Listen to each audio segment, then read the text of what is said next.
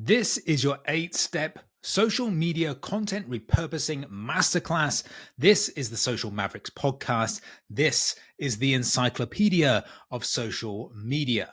In today's episode of the podcast, the main topic we are going to talk about is repurposing your content and several different ways you can do that so that you're not wasting really good ideas on one post and never really getting the most out of that idea. You can repurpose lots of content into lots of different formats across lots of different social media platforms.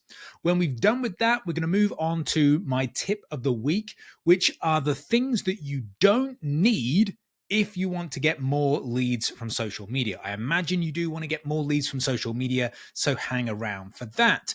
We've then got Maverick messages. I got a DM on Instagram from one of my followers called Jack, who wanted to know more about how to get his content in front of his ideal clients. So I'm going to delve into that.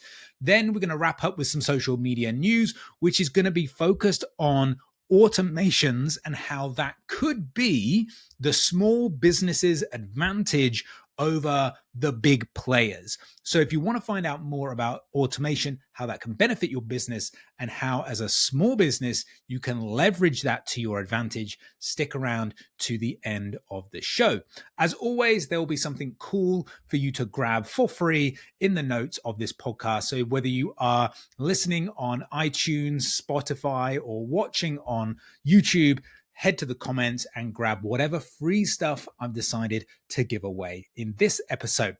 But back to repurposing content, because what we all want to achieve, ideally, most people anyway, is to get to a point where you're doing less content creation in terms of effort and you're getting more return for the hours that you put in, because you don't really want to spend half of your life doing the marketing work, creating carousels and recording videos and doing podcasts and things like that. You probably didn't get into whatever niche you are in to market your business. You probably are an online coach, or maybe you're a copywriter or something like that. The marketing side of things, the posting on social media, is not necessarily the thing that you originally signed up for. It just comes with the territory. It's part of what you signed up for. So you want to spend the least amount of time doing that as possible to get the most amount of return. And repurposing content is a great way that you can do that. Often people talk a lot about batch content creation. So creating lots of carousels, videos, whatever it may be, in one go and then scheduling them out across social media. Now that's fine. I'm not a big one for doing that sort of batch content creation. I find kind of like what happens when I get to some of those latter ideas is that they just fall a little flat. I feel like if I have to sit down in one session and create lots of things creatively, then I just kind of lose a little bit of steam, right? So it's not my ideal way of making content. If that works for you though, go ahead and do it. I'm not one to say that's a bad idea for you.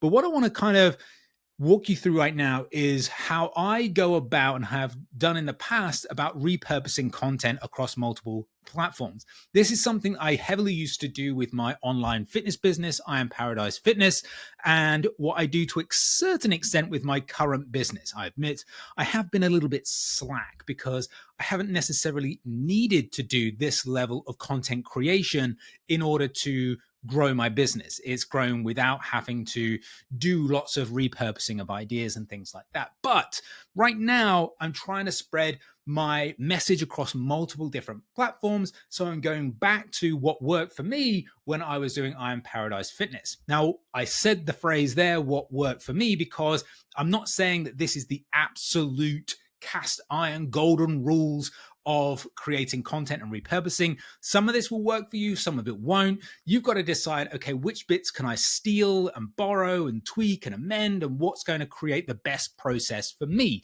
That's what's going to work for you. I'm just going to talk through some key principles.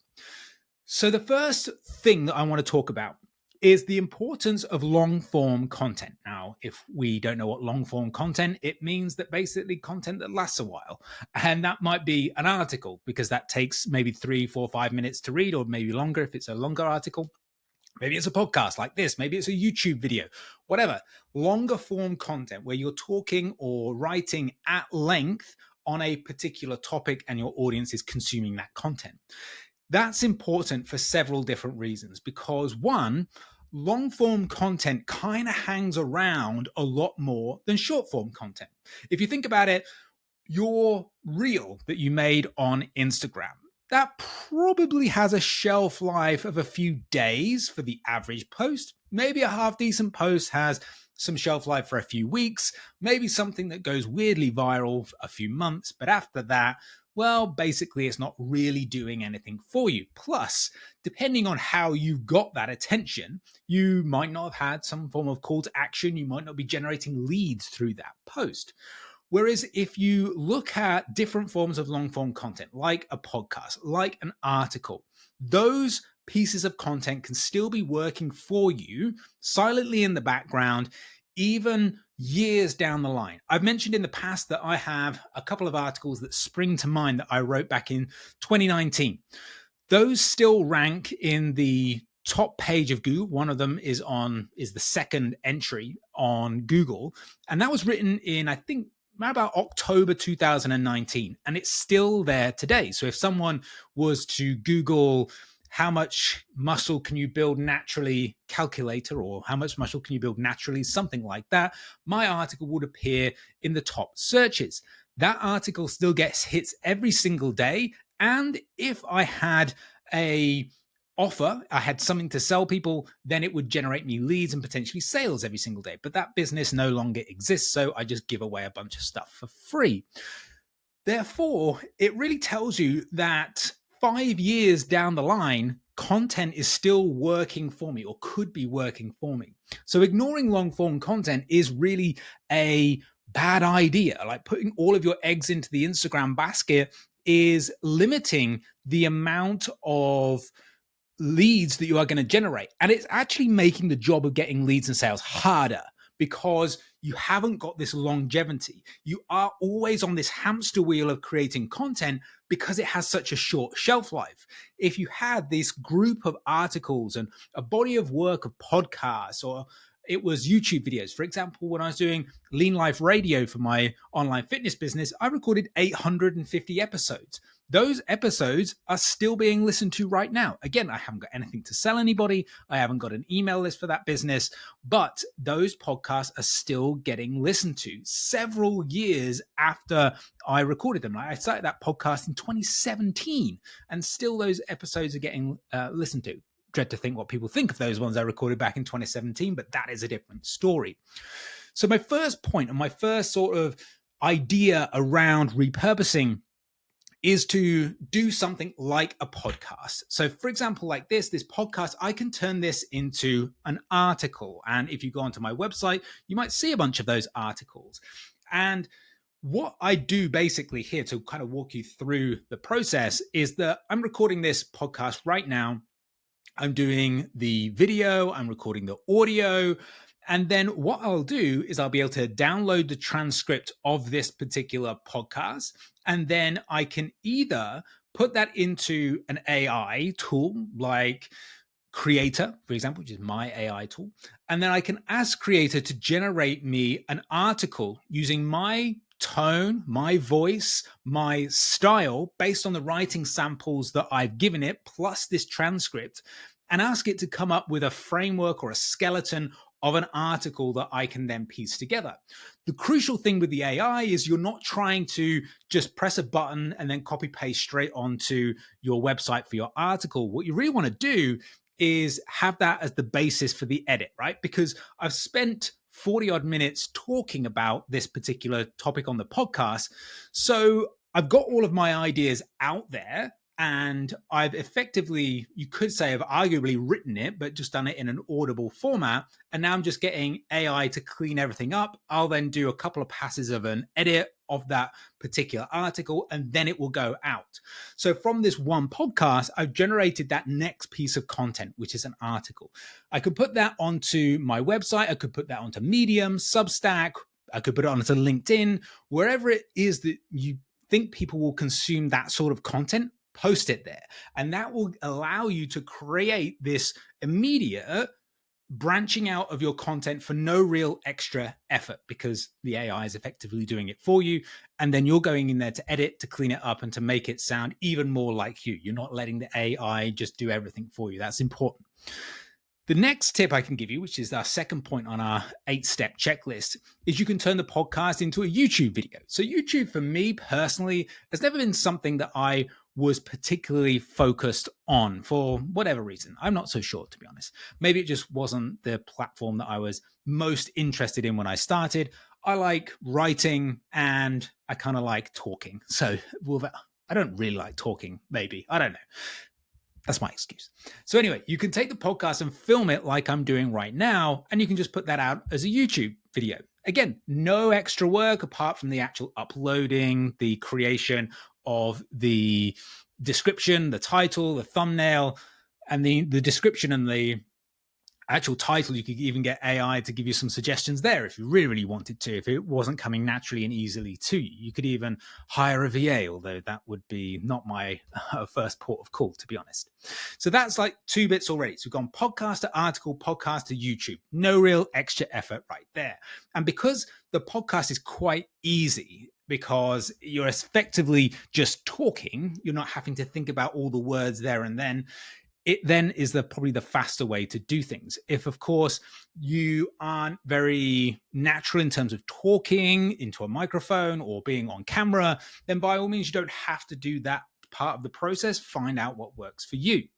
The next thing you can do is you can edit short form clips from the longer form YouTube video that you've recorded.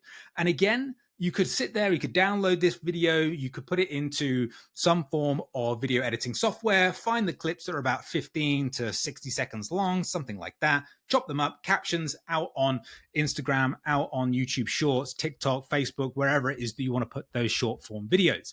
But there are a couple of tools that actually will do this for you. Now, I would caveat that heavily with some of these aren't that great. But again, it might get you close enough that with a small little tweak and an edit, you've got your polished final video. There are 2 systems that I use. One is called Opus Clip, and the other is Riverside.fm. So Riverside.fm is effectively the podcasting platform I'm using right now to record this whole thing, the audio, the visual, all that sort of stuff. And I hit a button and it cuts me up some of that content I can use on social media. Some of it's too long, some of it's not that good in terms of where it's created those cuts, but you can quite easily edit it into something that is quite usable. And if you're doing a 45-minute podcast like I'm doing right now, you can get a lot of content. Like, for example, I did a 2-hour interview with one of my friends, Austin Current, for an episode of the podcast. I put that into Opus Clip, which has a little bit more functionality in terms of how you actually prompt the AI to get the videos that you want. That generated me 30 videos from a 2-hour interview that I then repurposed onto other platforms. And if all of those videos were usable, which they probably weren't, but let's assume that they were, if all of those videos were usable, then I've got a month's worth of content, again, for not doing very much. Now, I will heavily caveat that by saying that not all of the AI tools that I use, I've come across, and no doubt the ones that I haven't used yet, they're by no means perfect. So would you, as a human being going through that video minute by minute, be able to chop out better clips? Probably, but it would take you an infinitely longer amount of time to do that. So there is that opportunity for you to create those short form clips. There is the opportunity to use AI. It just kind of depends where you sit on that spectrum of how much you want to do yourself. The next thing you can do, number 4 on our list, is to summarize the content of your particular YouTube video or your podcast, your article, into a carousel, which could be put out on LinkedIn, you could put it on Facebook, you could put it on Instagram, any of those platforms where that multi-post format works quite well. For example, I'm doing this first section of the podcast all about 8 steps for repurposing content.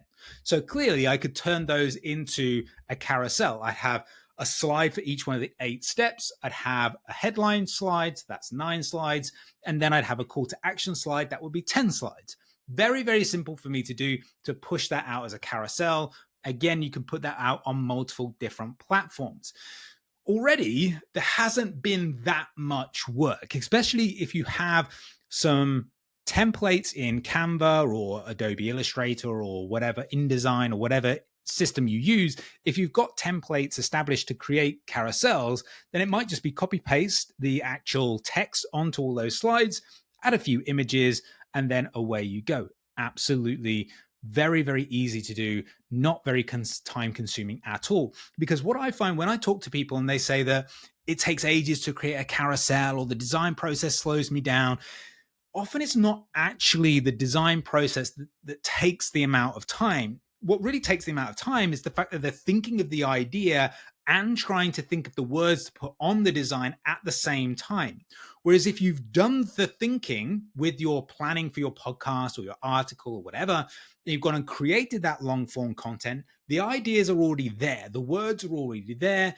When you then put it into your carousel, you're just refining everything, maybe chopping a few things out to make it nice and succinct, but the legwork, the grunt work, the stuff that slows you down is done and dusted. So summarizing a carousel, great way for you to get a different format out there. And if algorithms stay the way they are when I launch this podcast or release this podcast versus when I record it, then carousels tend to get shown, at least on Instagram, to people who follow you. Kind of there's a little bit of a lean for posts being shown to people who already follow you, whereas Reels, kind of there's a lean towards pushing that out to more people who don't follow you.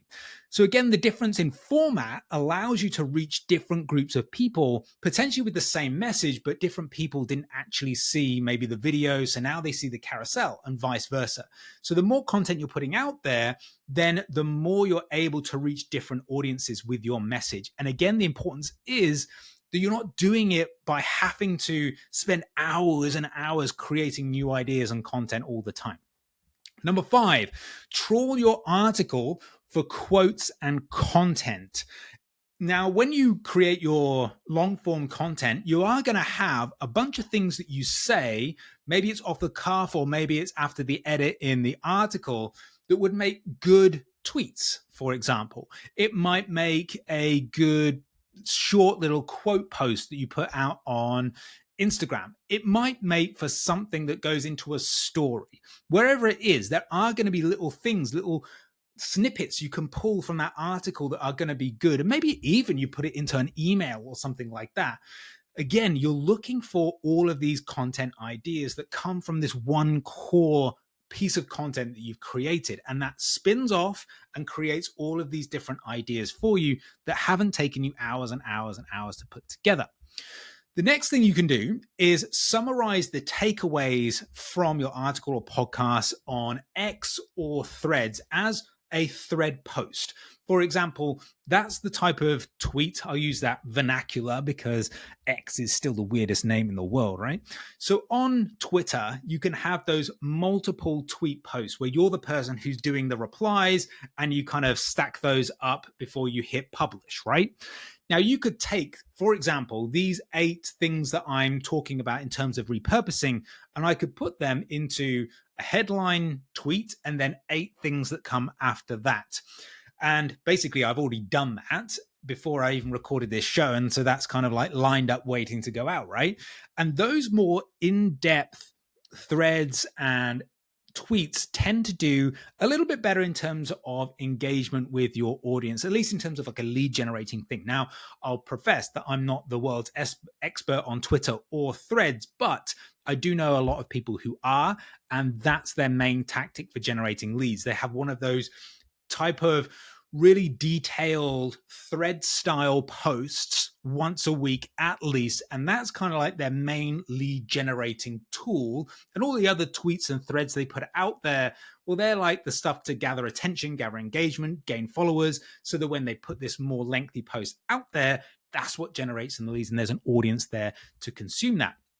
Now, the smart people out there would then think, right, okay, well, if I put these out as tweets, which is like a 280 character limit, well, that could be your carousel content that we talked about before. So you've got those 8 things that you talked about. In my case, this example I'm using right now, and I could put those, the tweets that I've created, I could put those out onto Instagram as a carousel. If you're using a system like Hype Fury, what you can do there is you can not only schedule the tweet, but you can also create the Instagram post straight away and post that onto Facebook, onto LinkedIn and Instagram as and when the tweet goes out. So even less work for you to do to get that content out across multiple platforms.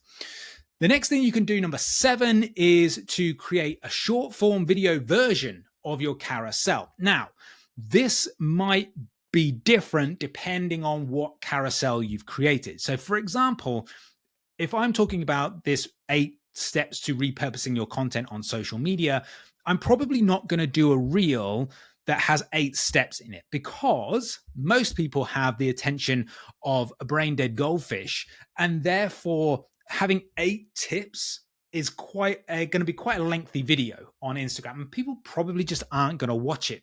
So I might not do that as a particular short form video, unless I displayed the 8 things as like maybe I had the 8 things on the screen for 10 seconds, something like that. And then I had some video in the background. Maybe I could do it like that, or maybe I could point people to the caption or whatever it is. There could be some creative ways that I share that, but it might be that I could even make 8 different reels, or I could make 2 reels or something like that, right? So sometimes you've got to think about it. Does the carousel fit? But yes, you could turn create short form videos from the carousels. And you can also turn the videos themselves into carousels. So you can go back the other way as well. And that's point number 8. So there are a bunch of ways in which you can create more content across more platforms so that you get your message out there consistently without having to spend ages creating that content. And if you're smart about it, you're using AI in the right way, not just trying to create all the content for you and all that sort of stuff. You're using it in the right way. You're using software and systems to be able to generate that content consistently and quickly. Then you are putting yourself in a prime position to basically maximize your efforts across social media. So that is our main Maverick marketing point for this episode of the podcast. What we're going to move on to now is our tip of the week, which is that these are the things that you don't need if you want to get more leads. Now, 9 times out of 10, you're not going to need any of these things, but these are the things that a lot of people focus on. So what are they? Well, people often, I have a friend that I have named in my book, and she won't mind me saying that she's obsessed with, as she puts it, the colors. Because every time we talk about launching a product, doing a lead magnet, or maybe changing her branding or something like that, she always refers to, but Simon, what about the colors? Or stuff like that, right? And she's not Welsh, but although that sounds Welsh, she's Swedish. I couldn't do a Swedish accent. Anyway, so she talks about the colors before everything else, right? But you don't need all that sort of stuff. She'll go after colors, logos, all this sort of stuff before we've really figured out, okay, what's the strategy for this product? Why do we bring this product to market? Like, who's going to buy this? And how do we package this up so someone actually is interested in it? What about the sales page? What about the marketing angle? No, it's colors and logo. But trust me, what you probably don't need right now is a new logo and a new color palette to make your Instagram look sexy. That is not required. So we don't need the logo. One thing, you probably don't even need a new product, because let's assume that you're a coach of some description, whether you are coaching people from a fitness point of view, a nutrition point of view, whether you're doing copywriting coaching, whether you're some sort of digital course creator who's coaching people through that medium. Maybe it is you have a newsletter like I do and you're coaching people through a written format, or you've got like a one-to-one program, a group program, membership site, whatever. It's kind of all service-based coaching. typically the people that I talk to anyway. And that coaching is kind of like the product, right? So it might not be the fact that you need a new product. Do you need to market that product in a different way? Possibly. Do you need to find a way to differentiate that product from all of the competition? Maybe. But do you need to rip everything up and start again and build a new product from scratch? That's often not what I see to be the primary focus that people need to have, because they've got the essence of a good product. Most of the people that I talk to, in fact, all of the people that I talk to, because I don't generally get fools come and talk to me, most people that I talk to have the ability to get people a result. I don't tend to attract either followers or people who are inquiring about working with me. I don't attract people who basically are scammers. They don't seem to, thankfully, don't seem to come my way. So most people have the ability to get that end result. What they can't do is communicate how they get that end result and why is this product different to that one and why is this better than that one. But what they've got inside, like their core, is the ability to get someone a result. And that's kind of the essence of a good product. Can it actually do the job that you're saying it does? So most people don't need to go back to the drawing board and just create a product from scratch. They just need to think about, how do I make this fit better into the marketplace? How do I get my audience to connect with that idea and feel like this is something that they need? And I'll give you an example from my own world, right? So I have a mentorship and an upcoming course at the time of recording called Lazy Marketers. And that course within that mentorship is called the 30-Minute Marketer.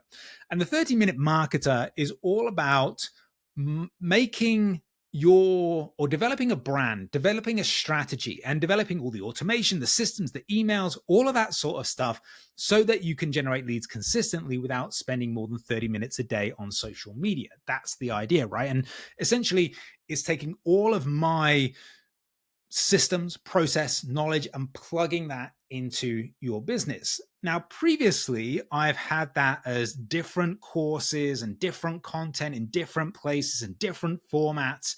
And now I'm just kind of like reshaping that into one complete step-by-step course that people can actually walk through. Or if they want my help, they can do it as a course and a group mentorship at the same time. But I've not necessarily completely reinvented the product. What I've done is just packaged it differently. Yes, there's new content in there. Yes, there's some stuff people have never seen before and all that sort of good stuff. But essentially, I had the idea, the kernel of that idea, the kernel of that product ready to go. It just didn't have the right marketing angle on it, shall we say. The third thing you definitely don't need is a new niche. Again, probably some caveats. If you haven't got a niche at all, then probably you do need a new niche, or you need a niche maybe. But I often, if I'm getting a one-to-one client, working with them, often like the first thing that they focus in on is niche. Like they don't feel they've got a niche. That's the one thing that they've got wrong. And often it's not the issue that they need a new niche. It is about how they are signaling through content and their offers that they are working for that niche. For example, like if you look at people's content, often what you'll see is they'll say in their bio that I work with whatever, vegan bodybuilders. But when you look at their content, you could never tell that they worked with vegan bodybuilders. When you read an email, you could never tell that they worked with vegan bodybuilders. When you looked at the sales pages, you couldn't tell that they worked with vegan bodybuilders. And so that story continues. So when you're thinking about, do I need a new niche? First question you've got to ask is, am I actually marketing to the niche that I've already got? Or have I just picked a niche, written that in my bio, and then just started to create very generic content? The point that I often make on social media is that niching doesn't stop at what you write in your bio. Niching goes through your products, your services, your sales pages, your website, the words that come out of your mouth, the way you coach clients, how things look. All of these sorts of things wrap up into signaling to people that this product, this service is for this type of person. And until you get that right, then you'll be switching niches every 5 minutes because you don't think you've got the right demographic, when actually you've just not got the right approach to attract anybody, let alone the next niche that you dream up. So it's often not the niche, it's something else. The next thing you don't need is a new email service provider. Yes, you probably need an email service provider. So if you haven't got one, go and get one. And if you haven't got an email list, go and get one of those too. But the point being is that I read a thread the other day where someone was asking for advice on a different email provider because they wanted to create more pretty emails. And the first thought in my head was, the last thing you need in the world is something that generates pretty emails. For a start off, pretty emails are probably worse than just a plain black text on a white background. Having all these banners and pictures and logos and all this sort of stuff just detracts from the whole kind of message of the thing and probably does you no benefit whatsoever and just screams, this is an ad, I'm going to sell you something.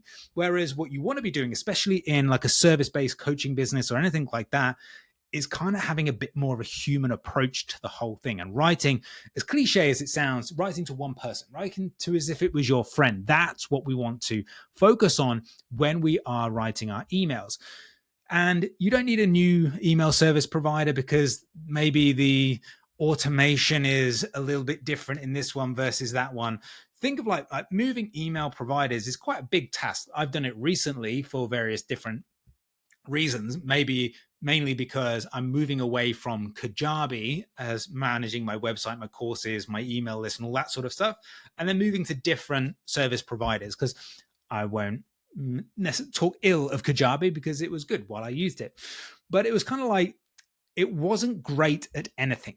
It was good at everything. It wasn't great at anything.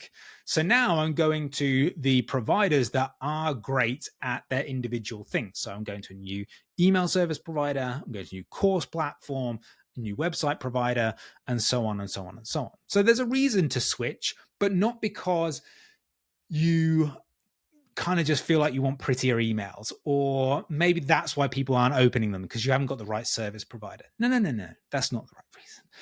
The next thing you don't need is a new MacBook Pro. I actually thought about taking this one out of my list because I feel like you always need a new MacBook Pro because I am an Apple fiend and I actually have a new MacBook Pro. I bought it last month. So who am I to say?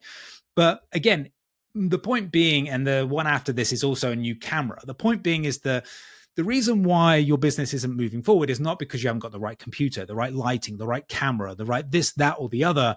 Is because you haven't sat down and done the work yet. And that's the key thing that I probably will bring out of all of these things, is that you just need to sit down and do the work.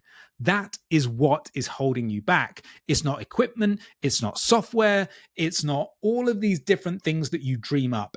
It's the fact that you're not sitting down in front of that computer and doing the work consistently. That's what you need to do. And my last point on my little list was you don't need a new trend to follow. So again, like a lot of people will be out there surfing through Instagram, looking for a little inspiration. This guy says, oh, follow this trending audio. This is about to blow up. Like, who cares about the freaking trending audio about to blow up? No one cares. Go and, well, I guess some people do, but I don't care.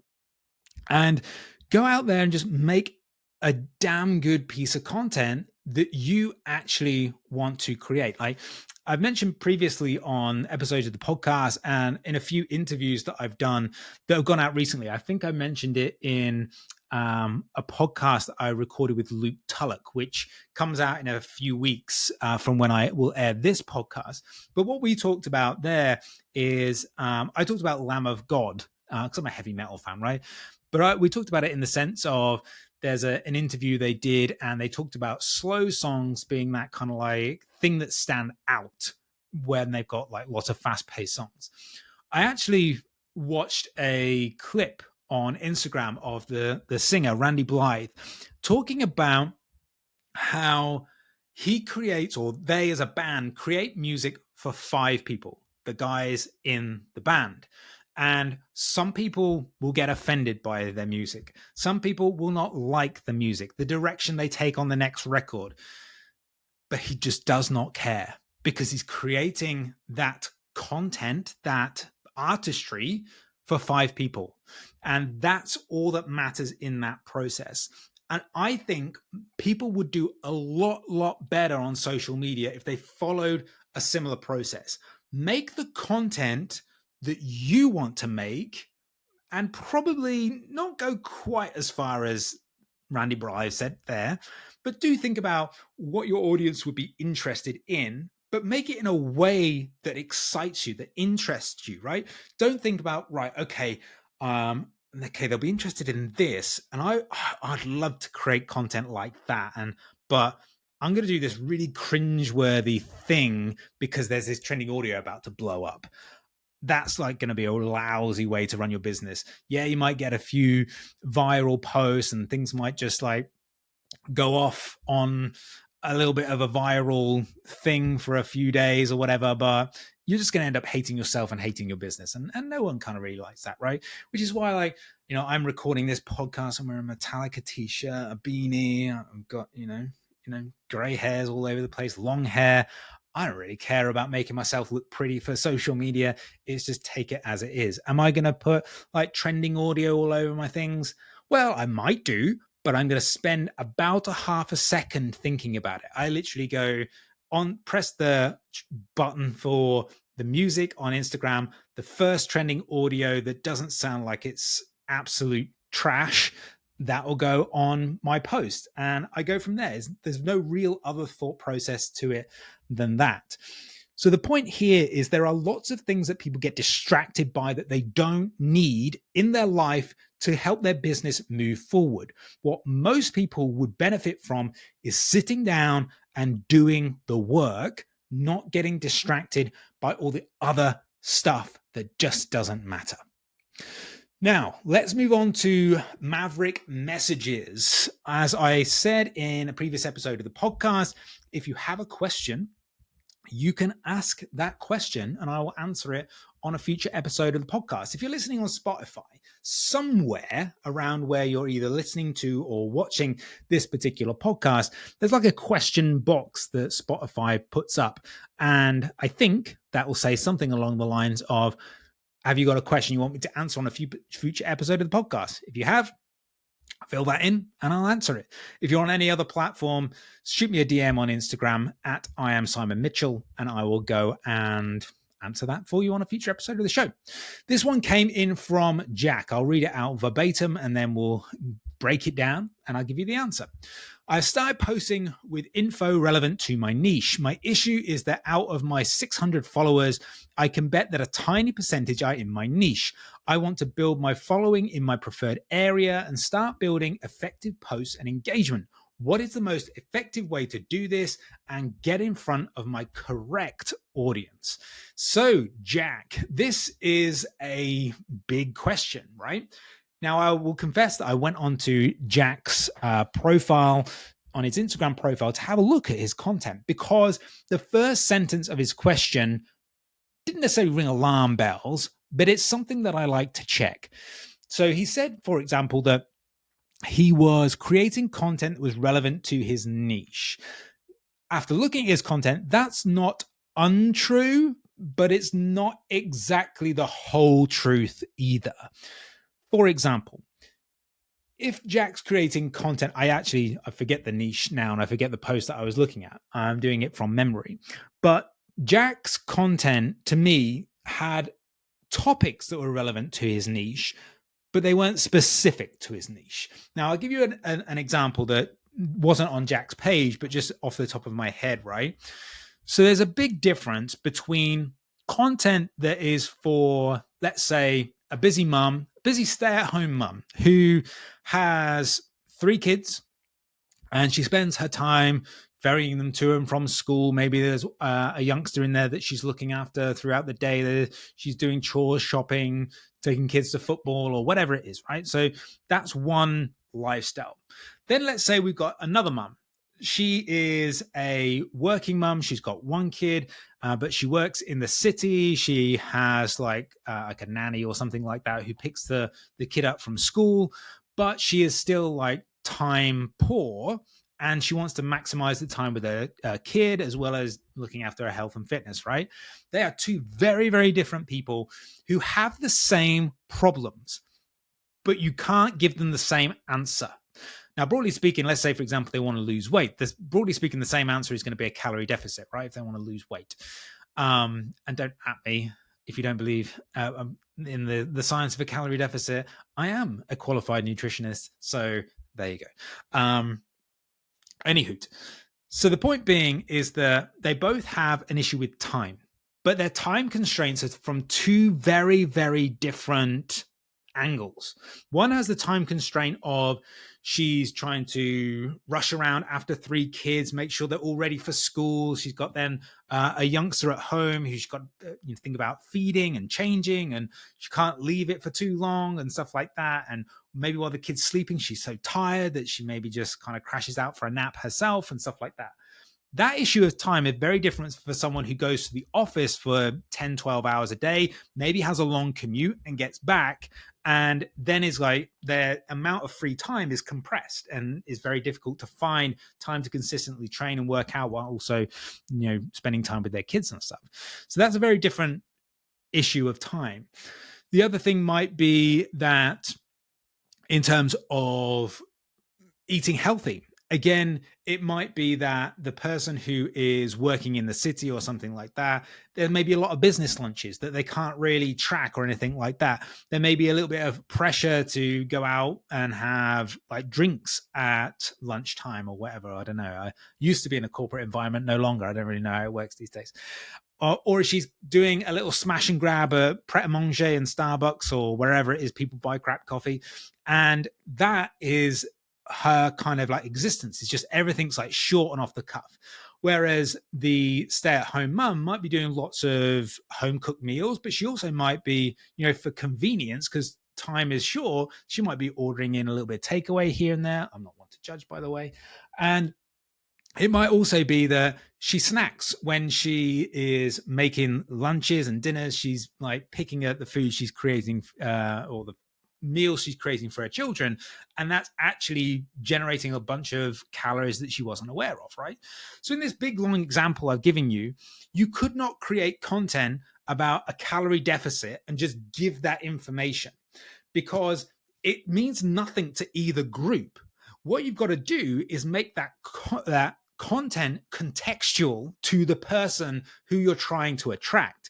So if it is the working mum, then talk about the fact that she's doing a smash and grab at Pret-a-Manger, and that's what's taking her off track, because she's not keeping track of the mocha chocolate she has at Starbucks. And when she has this, that, or the other thing from Pret-a-Manger, the calories are piling up. And then when she goes for a business lunch, then it's the glasses of wine and all of that sort of stuff, right? That might be why she's not in a calorie deficit. But you can't just say, this is a calorie deficit. You need to eat fewer calories than you burn. That is logical. It's true. It's relevant to someone wanting to lose weight, but it lacks the context of focusing on a niche. So the first thing that I would say to Jack is make sure that your content is truly relevant to that niche. Because when someone scrolls through Reels and they see something that is genuinely for them and about a problem that they care about, there's a huge probability they're going to stop and consume that piece of content. If they feel like it just does not do it for them, it just feels generic, like this person has no idea about my life or anything like that, then it just feels a little bit flat and people are just going to move on to the next post, because people are often tuned into this. I forget the acronym, but what's in it for me, whatever the first letters of those words are. What W is I-I-F-M. W-I-I-F-M. What's in it for me?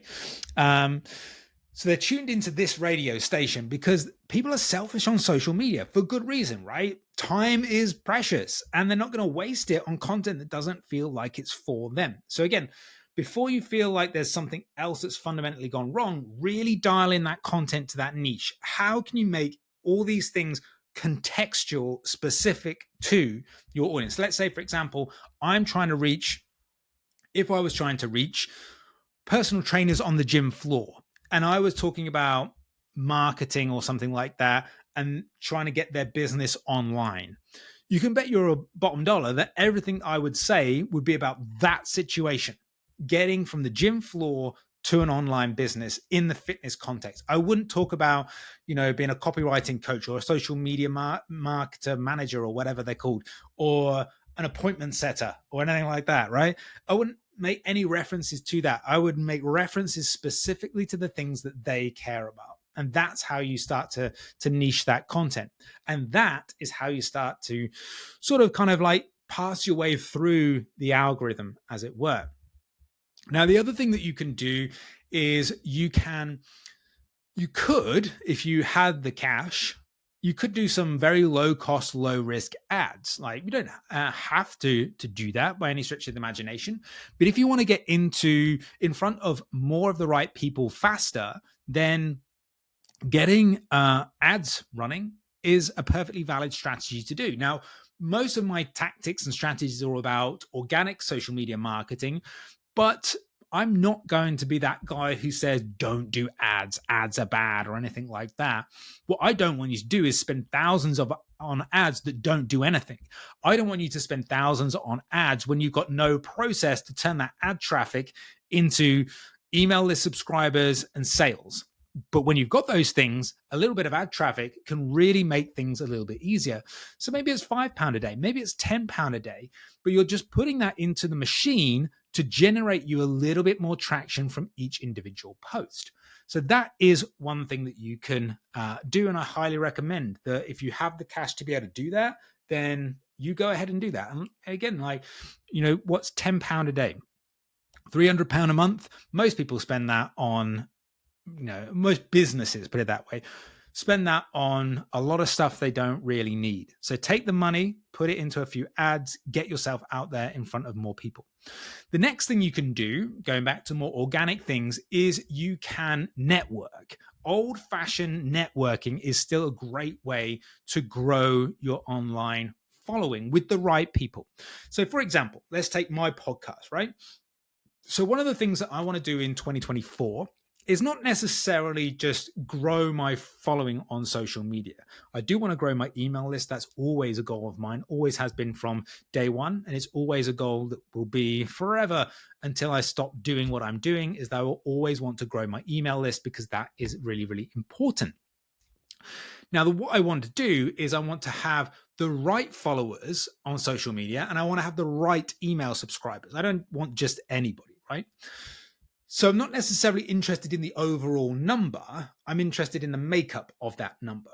For example, I could create content that is completely, loosely related to my niche and what I do to go and chase viral views and more followers and things like that. But I'm not interested in that. If I see a bunch of followers that come into my space and I don't feel like they're the right people, I always kind of think like I've done something wrong there. Like whether the video that I made or the post that I made, I've done something wrong. If that person feels like I'm the right guy to follow, I did something wrong. And I'll keep sort of tweaking that so I can see the right people coming through.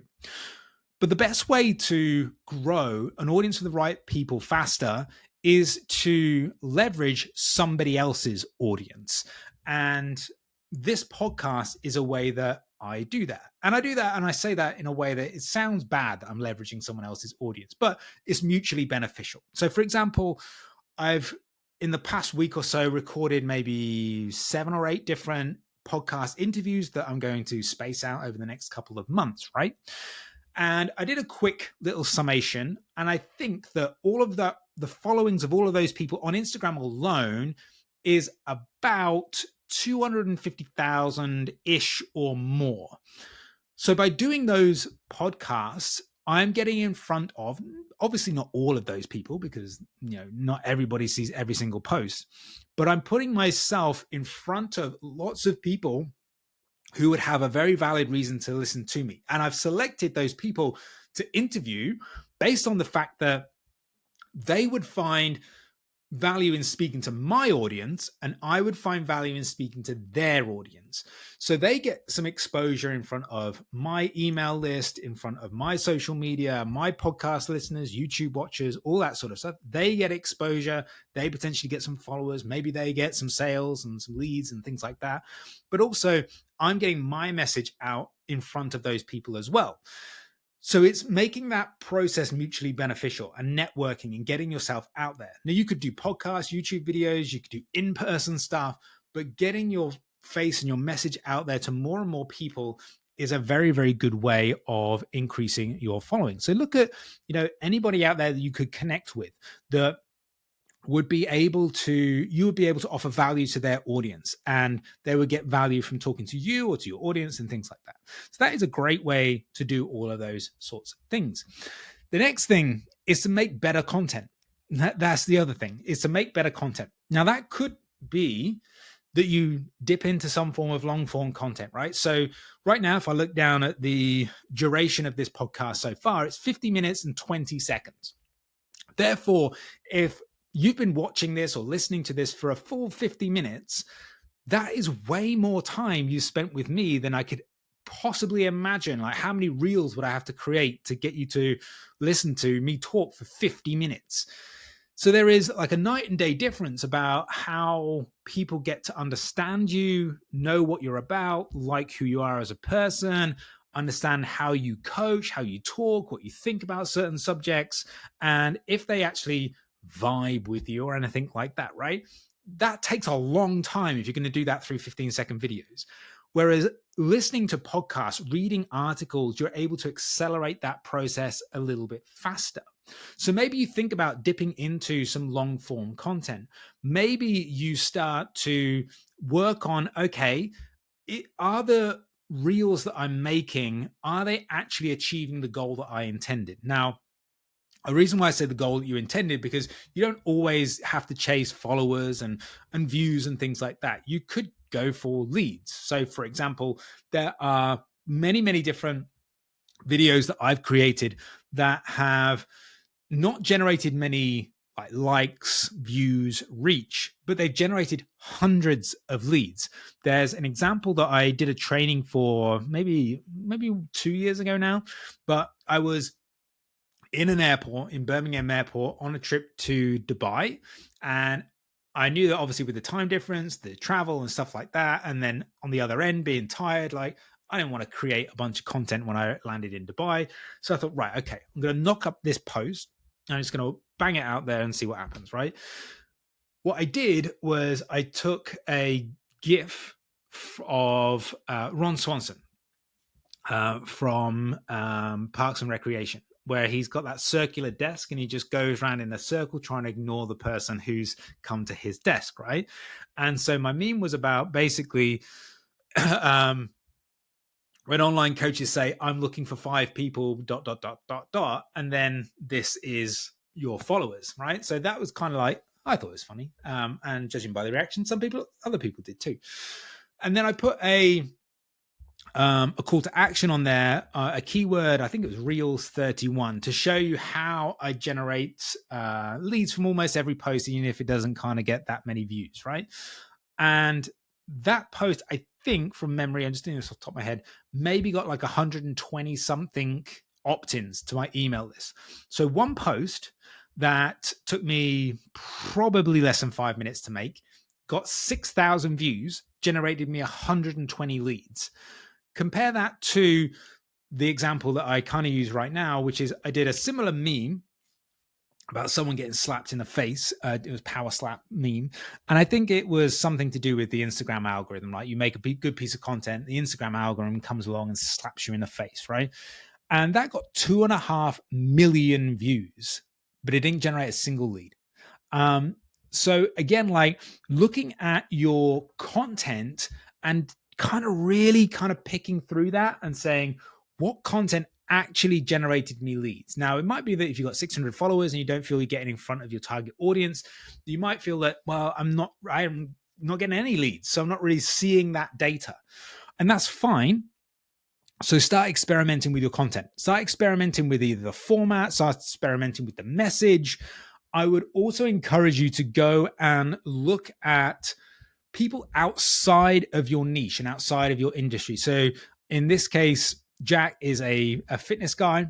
So go outside of the fitness industry, outside of nutrition, and look at what content creators are doing. Like the people who are actually the genuine, like this is what they do for a living, like the videographers and people like that who genuinely make content for a living. That's what they do. Go and see what they're doing.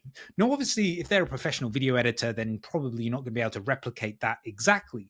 But you might be able to take little snippets of ideas of how they grabbed your attention or how they did something with a particular way of filming that you could replicate in some small way. It might not be the whole thing, but it might be a little kernel of an idea that you can take. Because probably, unless you are in the niche of content creation and all that sort of good stuff, is the people that whose content you're looking at are not people that are very good at making content. They're taking ideas from everybody else and it might be working, but they don't know why it's working. And then they might try it another time and a time after that, and it doesn't work. It might also be that they're generating views, but have no leads whatsoever because they're just getting random people following. I forget the name of the influencer, but she had like 2 million followers and she couldn't sell more than 36 t-shirts at $16 each because nobody gave a crap about her content. And it's the same here. Like views don't always turn into leads and sales. Like there are other ways to look at this whole sort of thing. So that's where I would start with trying to get in front of the correct audience, Jack. I hope that helped. Now, the last thing on the docket is social media news. I read an article on Apple Newsstand, and the article was about what big brands were struggling with in the age of social media in terms of data and things like that. And there was a number of different things in this article that had kind of been rated about what brands were struggling with. And the most important, or the biggest one that they kind of, I think it was like 30% of people said that they were struggling with marketing automation and leveraging that, which very, very interested me because I kind of found that as like the easiest thing to leverage is marketing automation. And it made me think like, okay, well, what are these brands doing, or what are these brands not able to do that other businesses can do? And I think that, again, this is just me speculating, me just hypothesizing, shall we say, is that you can add more personality to your brand as an individual business owner. You can connect with people in a different way that like a Nike or a Starbucks can't. And like lead magnets and giving away stuff and things like that, it's arguably easier because if Starbucks come along and say, okay, we've got this cool free thing, just have to give me your email address. I'm like, well, A, I'm like, no, your coffee's crap. And B, I'm like, no, I'm not giving you my details. Because there's that like skepticism with bigger brands. Like, they're just going to just launch into these boring ass emails that are going to be just a sales pitch and a coupon here and a coupon there for drinks you don't want and stuff like that. They have a harder time breaking down those sorts of barriers. And so I would imagine that like a marketing automation where maybe it's like a ManyChat where you're doing it in the DMs, you're getting people to opt in for something, and then there's this sequence and stuff like that. As an individual business, you can make that super personalized. And I think that when you're a faceless brand or a bigger brand, that's much more difficult to do. Same to be when you've got like an email automation. So if you go through my email automation, which is inspired by Mr. Daniel Throssell, Australia's #1 copywriter, and what happens there is that I've built what I would call like a world instead of a brand. And that's on purpose, by the way. It's not a bad thing. So the world is kind of like, I have characters, I have things that happen, I have themes. For example, my newsletter is called Flight Plan, and this podcast is called Social Mavericks. My sort of overarching company is called Maverick Goose, and Maverick Goose being the Maverick and the Goose from Top Gun, right? So when I was creating the brand, it kind of had that Top Gun. It had like a military kind of feel to it. So then I created the newsletter, which was called Flight Plan, which was basically social media newsletter. And it's done in like a military dossier format and stuff like that. So I had this like military theme. Then I had the idea of like way back when I was cycling from Rugby to Paris with some friends, I picked up the nickname of Drill Sergeant Mitchell, which I thought, cool, that's right, perfect. I mean, it was given to me in 2010, and 14 years later, I found some use for it.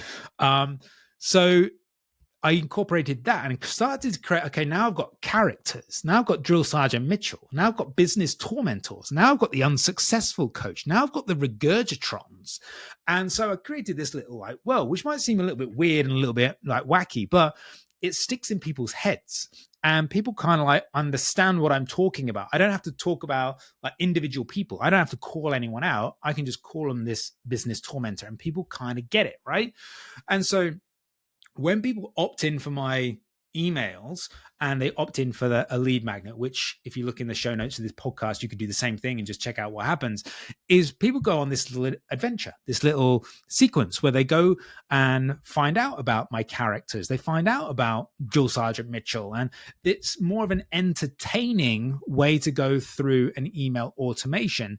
It's not just these stock emails that are you're bound by some sort of corporate way of thinking. I used to work in a corporate environment, very large corporate organization, and like try getting a marketing email that is worth reading through all the corporate sign-off.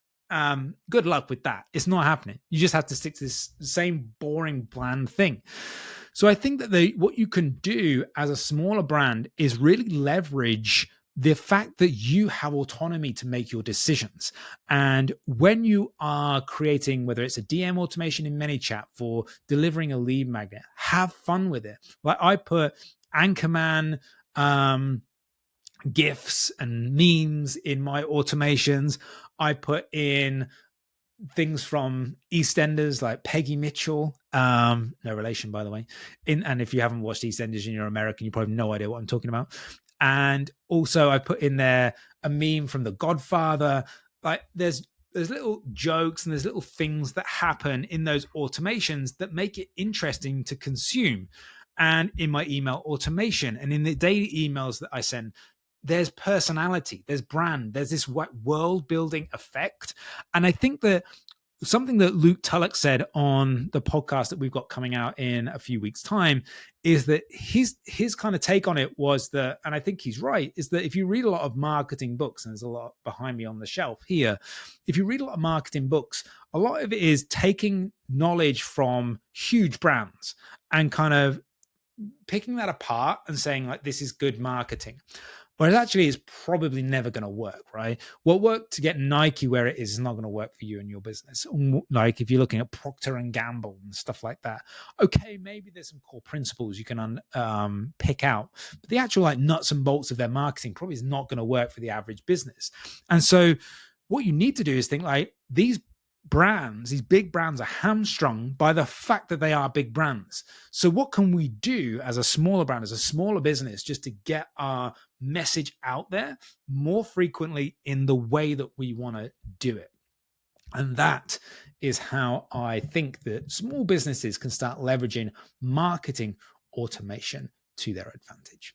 So thanks for listening to this episode of the podcast. Thanks for watching. If you're on YouTube, make sure that you like, you subscribe, you rate, you review, whatever format and platform you're watching on, do all of that stuff.